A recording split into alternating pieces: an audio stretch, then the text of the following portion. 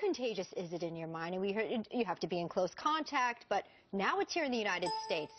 Right. The conversation's ramped up. Right. So Ebola is not as contagious. It's a very infectious virus, but it's not as contagious. You can't catch Ebola from food, from talking to someone, from coughing. Contact. You really have to have contact with bodily fluids. So that puts a little bit of extra barrier.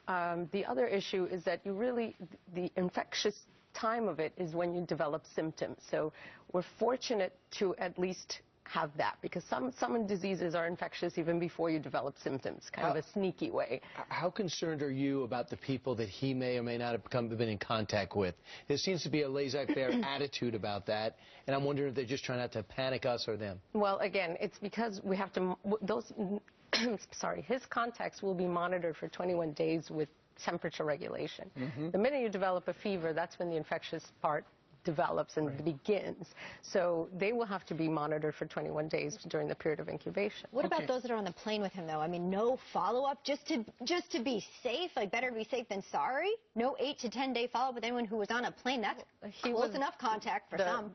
There were asymptomatic during the plane ride, so there really is no risk during that plane ride this time. But there should be, obviously, heightened caution, because we can't get on a commercial plane with a fever coming from an endemic area. Right.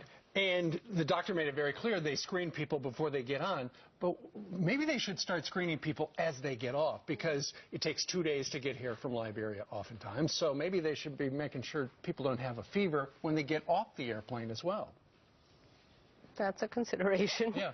The other question, going back to what Brian was talking about, people who came into contact with this person, the person comes to the United States, is here in the United States, no symptoms, and then a couple days later feels lousy, goes to the emergency room, they say, yeah, you got a fever, but we're going to give you some pills, and he went home.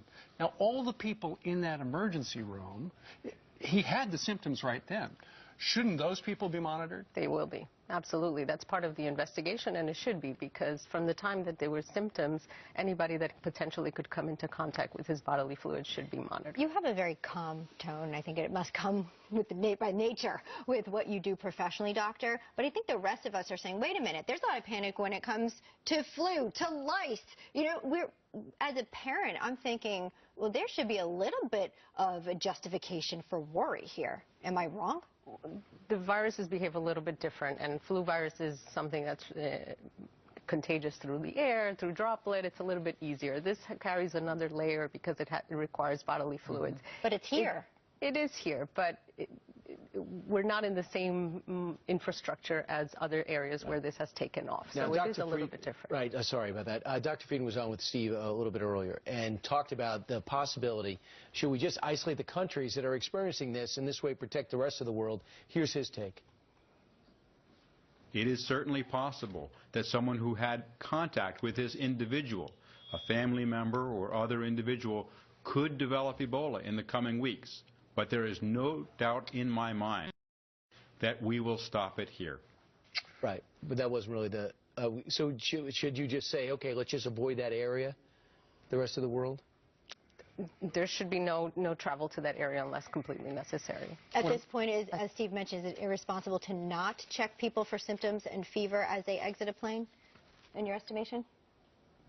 Anyone with that travel history and with symptoms should definitely be evaluated. So whether they're getting off the plane or 2 days after they arrive, anybody with that travel history, we as healthcare professionals need to have a heightened sense of awareness. All right. Doctor, thank you very much for making a couch call today. Thanks a lot.